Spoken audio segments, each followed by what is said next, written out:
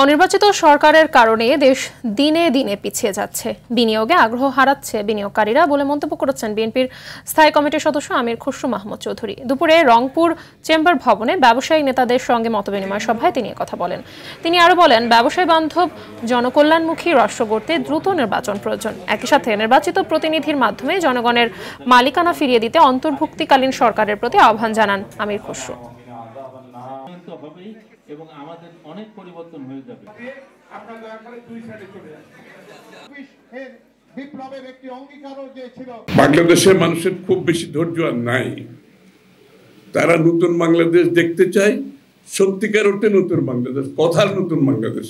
রাজনীতিতে গণতন্ত্রায়ন করার সাথে সাথে অর্থনীতিকে গণতন্ত্রায়ন করতে হবে।